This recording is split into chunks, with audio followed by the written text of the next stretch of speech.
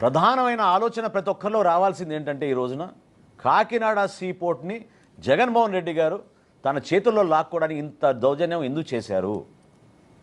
ఎందుకు కేవీ రావు గారి కుటుంబాన్ని ఈ విధంగా హింసించి ఇబ్బంది పెట్టి భారతదేశంలో కార్పొరేట్ చరిత్రలో ఎప్పుడు లేని విధంగా బలవంతంగా 41% వాటా బిగ్గెస్ట్ షేర్ హోల్డర్గా మార్చారు ఆరోగ్య రియాలిటీని ఈ రోజున.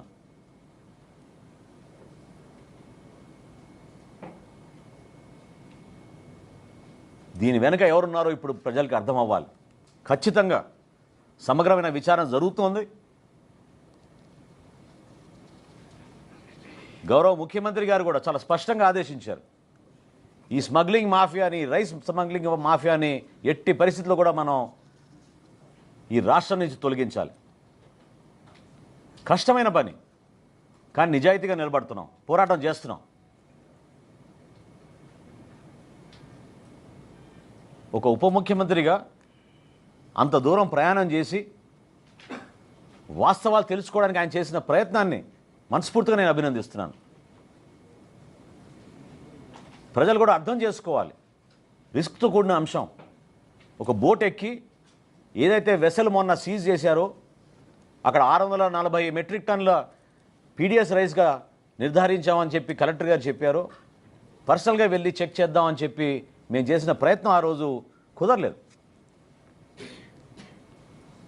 ఒక చిన్న బోట్ ఎక్కి సముద్రంలోకి వెళ్ళాల్సిన అవసరం ఏమొచ్చిందని నేను అడుగుతున్నాను. ప్రజల కోసం, సమాజానికి మేమిచ్చిన ఒక నమ్మకం, ఒక పార్టీ అధ్యక్షుడిగా, రాష్ట్రానికి ఉప ముఖ్యమంత్రిగా పవన్ కళ్యాణ్ గారు తీసుకున్న నిర్ణయం అంతిమంగా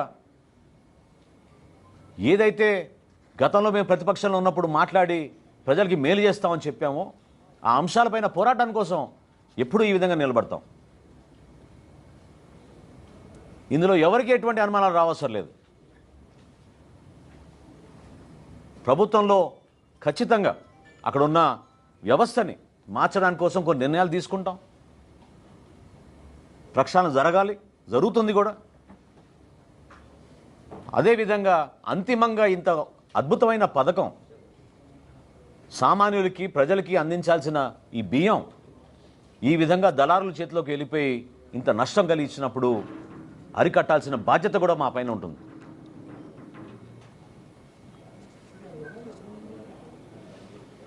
గౌరవ ముఖ్యమంత్రి గారు చంద్రబాబు నాయుడు గారు, అదేవిధంగా మన ఉప ముఖ్యమంత్రి గారు పవన్ కళ్యాణ్ గారు ఇద్దరు కూడా ఈ ప్రక్షాళనలో ఎట్టి పరిస్థితుల్లో కూడా మార్పు చూపించాలి. అంతిమంగా ఎవరైతే దీని వెనక ఉన్నారో, ప్రత్యేకంగా ఈ కాకినాడ పోర్టుని వాళ్ళ కబంధ హస్తాల్లోకి లాక్కోవడానికి చేసిన ప్రయత్నం జగన్మోహన్ రెడ్డి గారు సమాధానం చెప్పాలి.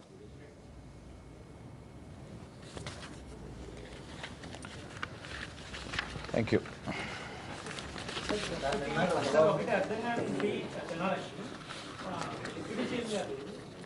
గత 6 నెలలకే ట్రై చేస్తుంటే 10,000 మంది ఉద్యోగాలు పోతే రావద్దని చెప్పారు. సో ఎవరు చెప్పారు, చెప్తే ఎందుకు కాలేదు?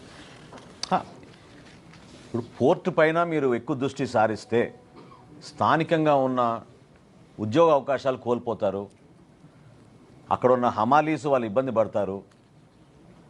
మీరు ఇటు పక్కన వస్తే ఇబ్బంది కలుగుతుంది అనే సమాచారం అనేక కోణాల నుంచి, అనేక సోర్సెస్ నుంచి ఆయనకు అందుతూనే ఉంది.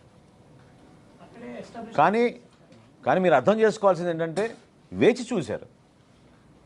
సమయం సందర్భాన్ని బట్టి పవన్ కళ్యాణ్ గారు రియాక్ట్ అవుతారు. సమాచారం అందింది, సమాచారం అందినంత మాత్రాన తొందరపడలేదు.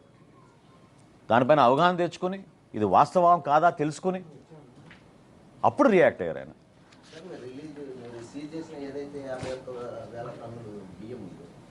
అందులో కొంత మామూలు నాన్ పీడిఎస్ బియ్యం అది రిలీజ్ చేసేసారు. కోర్టు ఆర్డర్లో బీజీ తీసుకుని బ్యాంక్ గ్యారంటీ తీసుకుని మిగిలిన రిలీజ్ చేసి, ఆ బ్యాంక్ గ్యారంటీ తీసుకున్న బియ్యము ఇప్పుడు సీజ్ చేసిన బియ్యము ఉంటారు కాదు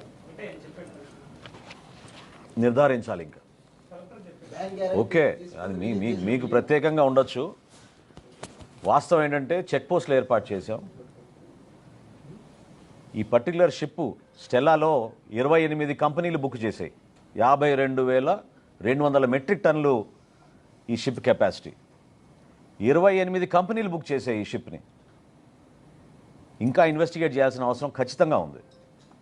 అది అయిన తర్వాత పూర్తి వివరాలు మీకు ఇస్తారు. ఇంకోటి పీడిఎస్ బియ్యాన్ని మనం బీజీ తీసుకుని రిలీజ్ చేసినప్పుడు వాళ్ళు దేనికోసం ఉపయోగించుకుంటారు? ఎట్లా పంపించుకోవచ్చు, లేదు వ్యాపారం చేసుకోవచ్చు, ఏంటి? అంటే ఎసెన్షియల్ కమోడిటీస్ చట్టంలో ఏముందంటే ఆహార ధాన్యాలని మనం సీజ్ చేసినప్పుడు బియాండ్ 6 months ఉంచకూడదు. ఎందుకంటే అంతిమంగా అది ప్రజలకు ఉపయోగపడాల్సిన పదార్థం కాబట్టి వాటిని మనం వేరే రోజుల్లో దాచిపెడితే మళ్ళీ కుళ్ళిపోతాయి, నిరుపయోగంగా మారుతాయనే ఉద్దేశంతో గౌరవ కోర్టు అట్లా ఆ విధంగా ఆర్డర్స్ ఇచ్చారు.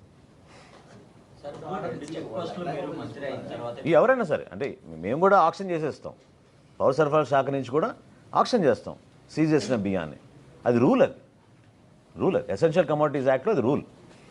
మీరు 5 months బ్యాక్, జస్ట్ ఇది అనుబంధ ప్రశ్న, 5 months బ్యాక్ మీరు కొన్ని MLS పాయింట్లు అవి విజిట్ చేశారు, సీజ్ చేశారు, వాళ్ళ మీద బ్లాక్ లిస్ట్ పెట్టారు. బ్లాక్ లిస్ట్ పెట్టడం తీసుకుని కొంచెం మీడియాకి రిలీజ్ చేయాలి. షూర్, తప్పకుండా. సార్ కేవీ రావు గారు ఏమైనా కంప్లైంట్ చేశారా? దాని మీద ఏమైనా ఇన్వెస్టిగేషన్ జరుగుతుందా? నాకు తెలియదు, నా దృష్టికి ఉంది. మీరు చెప్పే 41% బలవంతంగా చాలా ఫోర్స్ఫుల్గా కార్పొరేట్ నా దగ్గర ఉన్న ఇన్ఫర్మేషన్ అది సుమోటోగా గవర్నమెంట్ చేయొచ్చు. చేయాలి, ఎంక్వైరీ చేయాలి. అదే కదా నేను కోరింది. ఖచ్చితంగా దీనిపైన సమగ్రమైన ఎంక్వైరీ జరగాలి. ఏ విధంగా 41.12% కాకినాడ సీ పోర్ట్స్ లిమిటెడ్ దగ్గర నుంచి బలవంతంగా లాక్కుని ఆరోబిందో రియాలిటీకి అప్పచెప్పారో దానిపైన సమగ్రమైన విచారణ జరగాలి. జనసేన డిమాండ్ మంత్రి గారు మనోహర్ ఇది మా పార్టీ డిమాండ్. మరి పక్కదారి పడుతున్న బియ్యం డిపార్ట్మెంట్ నుంచి వెళ్తుందా లేదా ప్రజల నుంచి వెళ్తుందా, ఎట్లా వెళ్తుంది? ఏమన్నా దాని మీద ఎంక్వైరీ చేస్తారు? ప్రైవేట్ అయిన బియ్యం అంటే నేను చెప్పిన దాంట్లో మీరు ఇంకొంచెం లోతుగా అర్థం చేసుకోవాలి. గతంలో ఇటువంటి వ్యవస్థ ఎప్పుడు లేదు.